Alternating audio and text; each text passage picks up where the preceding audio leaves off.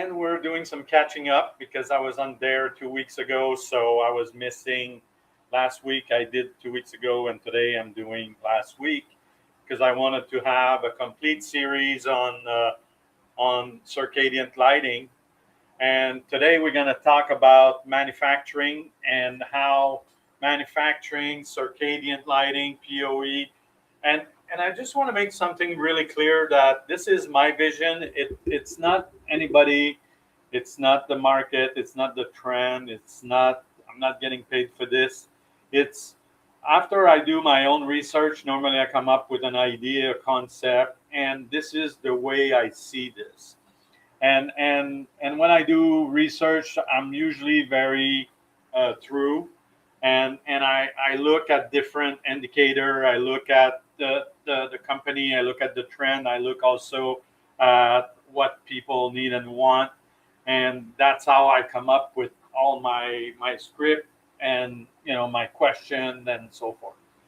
So today we're talking about manufacturers, and manufacturers are like we've been talking about. Manufacturers are the pivot angle, and they're the one that make all this magic and all these thoughts and all these ideas that crazy designers and clients and visionary have, and they are the one who pick up all the parts and put it together. And also in the PoE and I would say most likely in the circadian world, what's happening is that traditional manufacturing is being all upside down. It's being restructured. It's evolving. It's not just, we order some static parts and we put them together, we put them on a shelf, and we wait for an order. There's all kinds of things that are happening since now.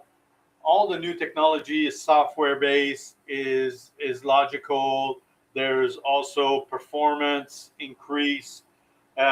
Manufacturers have a huge challenge to keep up with all this data because it's not only one component.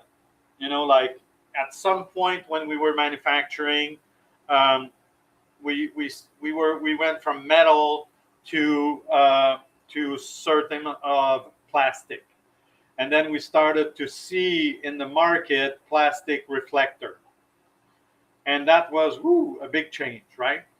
Now we have different driver, we have different LED, we have different control, we have different shapes and material, we have additive manufacturing, which we can start, 3D printing our fixture on demand. And now since we have that, we can also adjust everything that goes with it. So it's not only that we're changing the parts and the bits and this and that, the whole system of manufacturing is evolving and changing. This morning I was on a webinar, and they were saying that Ukraine right now is manufacturing 200,000 drones a month. That's a lot of material. And also what they were saying is that since they're using additive manufacturing and so forth, they take whatever they can. Sometimes the material may be short. They're gonna come with another thing, and they're gonna. So it's very organic the way that manufacturing is changing. And when you see things like this, and you keep your eyes on other field, because when you think about a drone, there's a lot of electronic in a drone. There's a lot of power. There's also all kinds of technology that you have to be heat resistant. You have to be the strength. You have to be light. You have to be radar or detection proof and so forth. So when you think about an area like this, and then you think about our lighting fixtures that are basically very simple, you think that this change, this order of magnitude of changing how manufacturing is done, is going to have an influence on lighting. So what we did is we shift from analog system to digital system. So we were, and also from standalone to connected device, and from hardware now we have hardware and software. So not only we shift, like the manufacturing of the product, but the whole DNA of the product is not the same. Now we have electronics. Now we have additive manufacturing. Now we have, all these state of the art and space age material that are now included and available, because before it was really hard to have access to these material. First, you didn't know what format they would come in. Like let's say we're talking about carbon fiber. Uh, that would never been a material of my choice to do a lighting fixtures. But with the fact that now with my 3D printing farm, I can order some carbon fiber for 50, 60 bucks a spool and start doing parts, that is a game changer. Also, I don't need the whole fixtures to be carbon fiber, right? So as the design and the evolution change, and the design standards and also the speed are the way that we are thinking about manufacturing is going to change too. We're not thinking, like we were before. We were not just before, we were very hardware focused. Now we don't have a choice. We have to be hardware, software, material, all of this in the same thing. And that includes electronic integration. That includes firmware development. Because as I talk and we find out, the the software is going to evolve. So you want to be able to make it available. We talked also about network compatibility, right? And also the amount of data that a certain fixture can handle, because as I told you about, um, and as we will see, and I'm sure there is some manufacturers that are working in that field, but right now the fixture is not only a lighting fixture; it's a data entry, a data processing center. So now, not only it give us light, it also read how much light in the room. It also give us Wi-Fi, so data transmitted from the light. It also take the temperature. It also give us, like if there's a motion sensor. Well, it also take if there's an emergency or anything. So now the fixtures, each fixtures has to become like a little data. So of course, the data handling, not a data, but a data center. So now we gotta handle this, right? We gotta put it somewhere. It's not just floating in the air. And also that's why when I started to look at the protocol, why PoE made a lot of sense, because the speed of transmission from a terminal to the others it's going to be crucial in that field. It's going to be very, very important, because you want the data in real time. You don't want it to go through a chain or a loop, or back and forth to the third floor, come back. No. Bridge, no. Proprietary device, no. So all of this is, for me, in my utopic world, doesn't make sense to have any wireless device. And I'm not even going to go into the wellness of it, but that's another story. And that I could probably do a segment on that eventually. But for now, let's just focus on circadian. So our fixtures and the manufacturers, how do they deal with this? How do they integrate this? And yesterday I was with an agent manufacturer, and I was teaching them a little bit about lighting concept and lighting vocabulary and what I've been teaching you, and how because they come in and they say, "Oh, we got this fixture, it's super smart, blah, blah, blah, blah, blah, blah." And I said, "Well, this fixture for me doesn't just go on the ceiling because of its size, because of the way that it's manufactured. I could even use it on the wall, below 4 feet, and use it to create some beautiful wall wash along the wall and create shadow with furniture." And they said, "Bob, nobody ever talked to us like that. Everybody's like, okay, how many square feet, how many, blah, blah, blah, blah, blah, how many foot candles?" And I told him, I said, "Listen, the worst place you want to be is in a foot candle fight with an engineer. You're never going to win. Never. This is a lost battle, because there's so many different characteristics that you may not know, but they take in consideration when they do their lighting calculation, that you don't want to be there. You let them do their job, they do their calculation, they're responsible, and the world is beautiful with the engineer calculating. You take in charge of design, you take in charge of the way you are using the manufactured product to create something that has a purpose, something that is working, something that's gonna, benefit the health of your clients.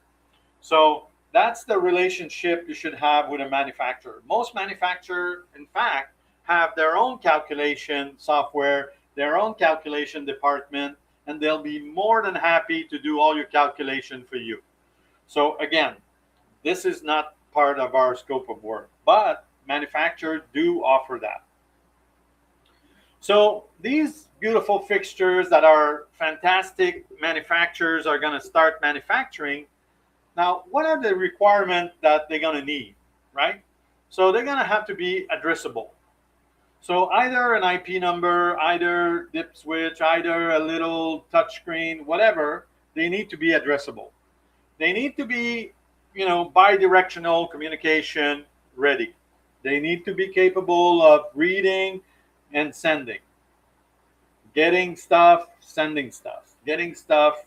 And also what you want is you want to have them operating in real time.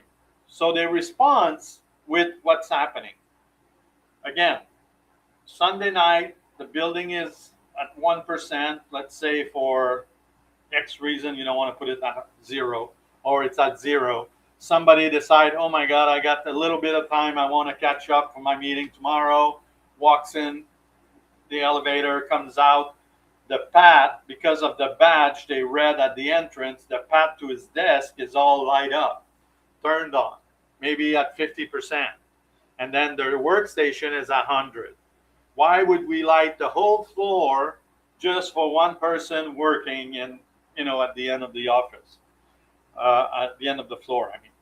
So that's the kind of thing that manufacturers will be facing and will be working with. And once you start to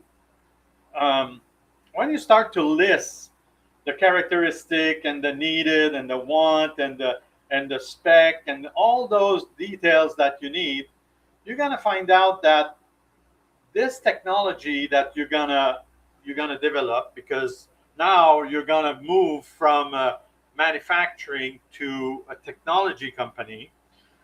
What you're gonna find out is that chip, that data, that system that you're putting in now can be adapted to all the other product that you have in your line. Of course, there's going to be an integration. Of course, that's not going to be all done at the same time. But as we mentioned, manufacturers come up with new product every 6 months or every year, and then that's going to be their workhorse. They're going to build on it and get better and better, and that's how. Why? Because the demand will be there, right? The demand for wellness lighting will be there. The need for control and flexibility will be there, right? Building automation integration is there. And then, as we said, and as I told you, PoE will probably go into a second phase, but we need to do some work on that, and that's not a problem. But the main thing is that we're trying to simplify, simplify, simplify, right? Simplify the infrastructure. And it's funny because that same agent was telling me about how it's complicated because if you want to add a fixture, you cannot just go and add one. Well, I can understand in a residential, but I can also understand in commercial, it's super easy. In a residential context, maybe it's a little, that's why I'm talking to high end. And normally when you prepare a high end, you have chase, you have area where you have little highway to run cable, and you can do whatever you want. So by default, manufacturer will be forced to standardize their product, you know, and elevate their band of service. They'll be forced to go into electronic. They'll be forced to integrate all this intelligence into their product because the others are going to do it. What is that going to give? Well, for us as a designer, it's nice because we have a bigger box of pencil. We can design and we can create way more. But also what it's going to do is that as the increase happen, the components are going to start to go down. At the beginning, of course, if there's new, there's, you know, like everything is higher. But then as the volume start and the suppliers start to also embrace the movement, everything starts to go down and the standardization is happening. Now, what's going to happen with the standardization? That's another story. That's another group. This is not my part. This is not my problem for now, but because I'm still at 10,000 feet. Right now, I can tell you, I can name you about 10 manufacturers that are really, really struggling to get new people with this new skill. Because yes, you can get somebody that operate a stamping press for 30 years, 40 years, and he'll come back and, you know, he'll do the job. But the new generation, they're not going to do that. And the new generation, they don't have the vision, they don't have the expertise, they don't have the vision, the knowledge to integrate all this. So now we're moving from traditional fabrication to electronic. We are moving from hardware mindset. People were thinking, okay, I need all this mechanical parts. No. Now we need what is the chain of electronic product to achieve that result, plus the mechanical product. So it's another line that we have to add to the production line to integrate all this electronic. Software, same thing. A couple more desks in the office because now we have to think, okay, are we going with something that's generic? Are we developing our own? Are we using something that, you know, it's proprietary and getting an agreement, a licensing agreement? All of this is in the game. And it's a very common problem. Like I said, I know at least 10 manufacturers that are facing this. And that's what we talk about all the time. Bob, I'd love to do this, but it's hard. The other thing that's happening also is that, and I think we had a really good taste of that with the tariff episode. Because now the dependency on chips and driver is also something that we have to address. It is something that we have to take in consideration, right? Because now before we would rely on maybe sockets. Well, we have local company that does sockets. I mean, in America or in Mexico. But when we start to talk about very, very specific product, it is a bit more complicated, and it takes the runway to start and do your own is a bit longer, because a manufacturer that wants to integrate the whole line is going to have to, it's starting from way further than somebody that says, okay, I can get these board pre-done. I can get 10,000, 100,000, a million of them, and then that's it.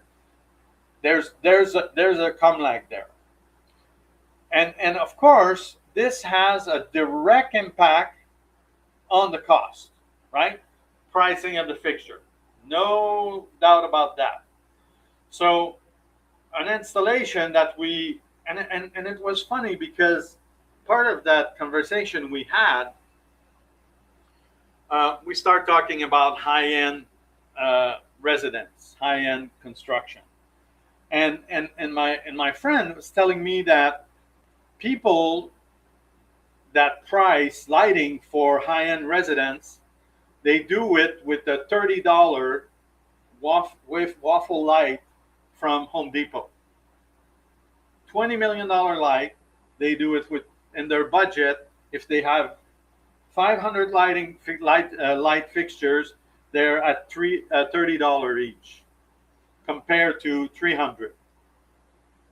So you go from 15,000 to 150,000. They go berserk. The client loses. Why? Because it's not real.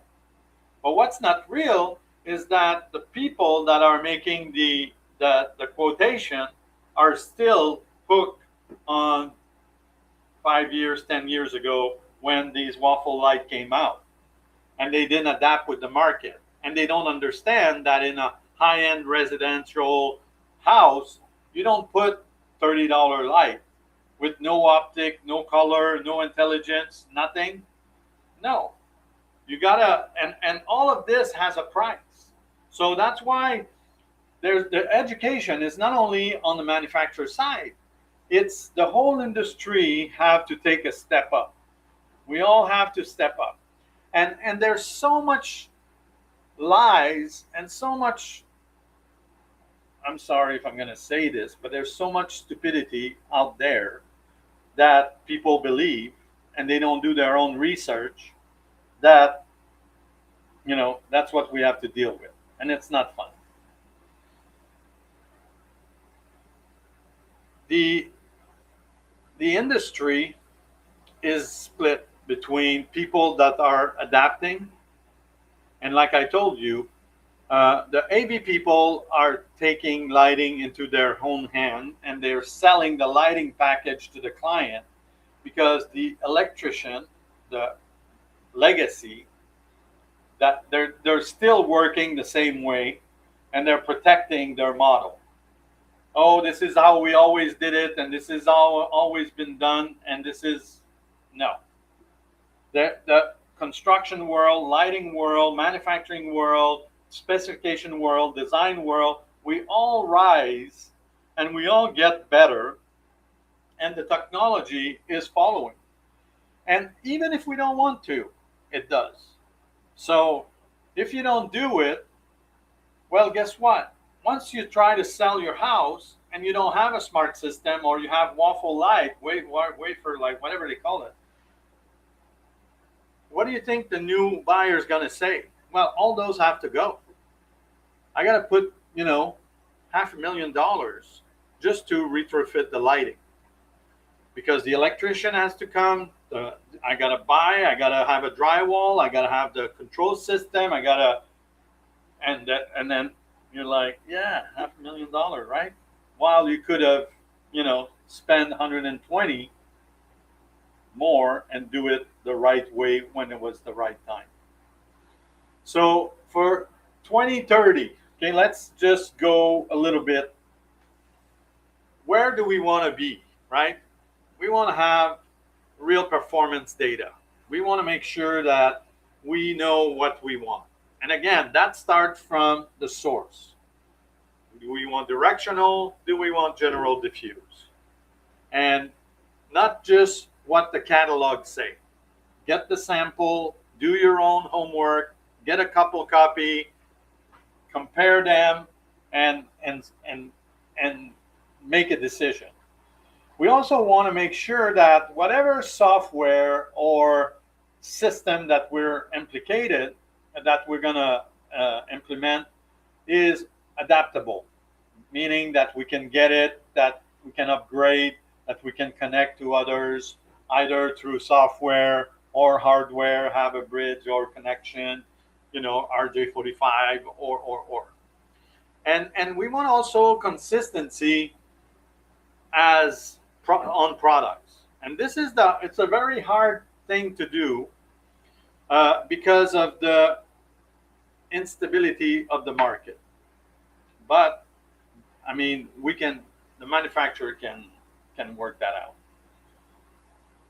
Of course, control system. We try to. It's funny because 5 years ago, 10 years ago, when I when I when I got back into the lighting, I was working with an AV guy, audio video guy, and his big pitch was, I can take all these remote and put it in one app. Now you have 10 apps that Alexa is controlling, because you cannot have one remote with everything on it. So now, and you don't want to go into your phone onto 5 different apps or 10 different apps because you have some different manufacturers' firmware and control them. So now you want Alexa, give her a command, and she talks to everybody.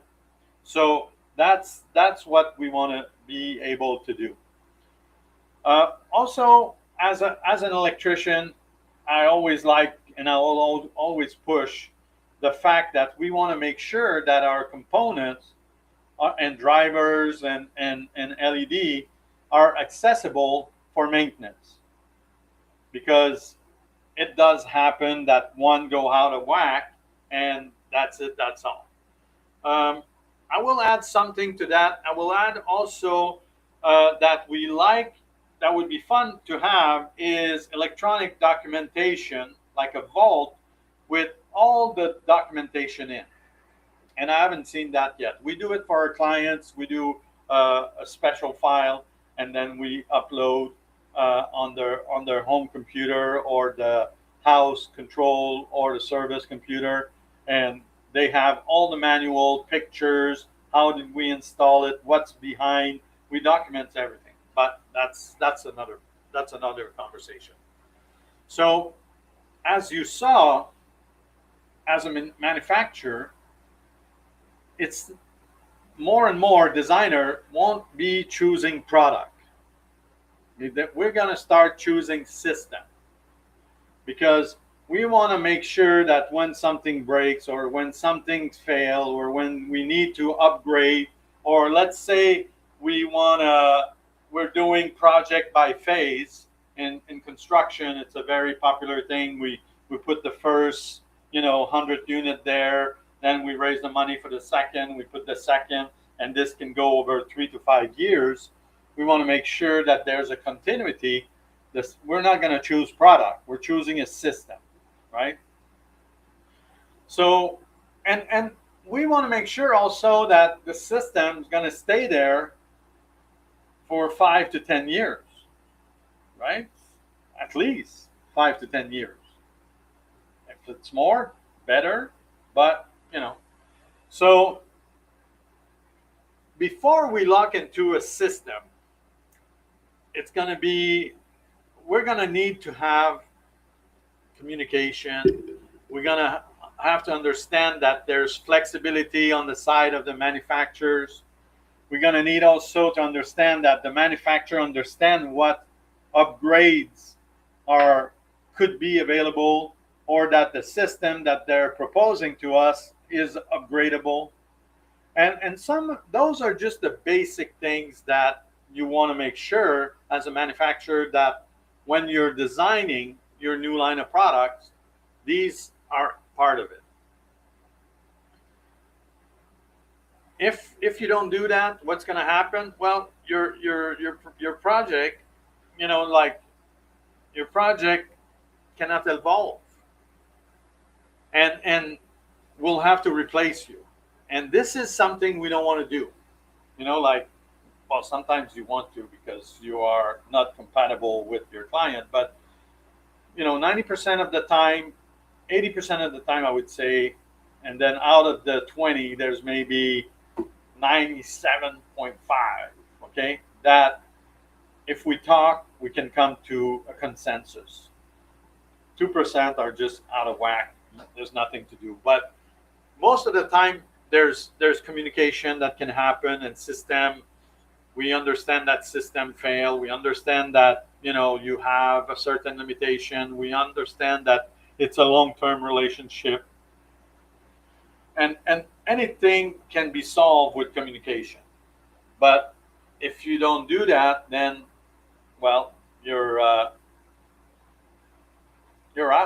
We're gonna have to replace, and that's why I cannot impinge enough on you to work with reputable manufacturers. And it's sad because sometimes to save money, we will go with a D grade. A D grade, a product that's just barely do it and install it because we want to make a couple dollars. What does that say about you, right? What does that say? Because what's going to happen is that in the future is going to catch up. You never know where you're going to work with your investment group, and they're going to say, "Oh my God, the last time we did a project with this contractor, we had so much problem. They were long gone. Then we got this, we got recall, we got lawsuit, we got performance issue, we had blackouts, we had panel burn, lighting fixtures caught on fire. I mean, name it." Why? Because they wanted to save a little bit of money. So I don't. Please, please, please work with reputable manufacturers. Get in touch with them. Communicate. That's the best. Wow. So that's about it for today. And if we do this in the next decade, lighting system will evolve. They will not just illuminate. And it will be easier and easier to upgrade because we'll be able to do it by firmware. We'll be able to do it, while people are not using the lights. We can upgrade the firmware inside the fixtures or in the control room. And all of that, will make it better and better. So hope that helped, and hope that manufacturers start to understand and embrace that movement, which they do. But I guess that's it. So I'll see you next week. Tomorrow and Friday I'm out of town.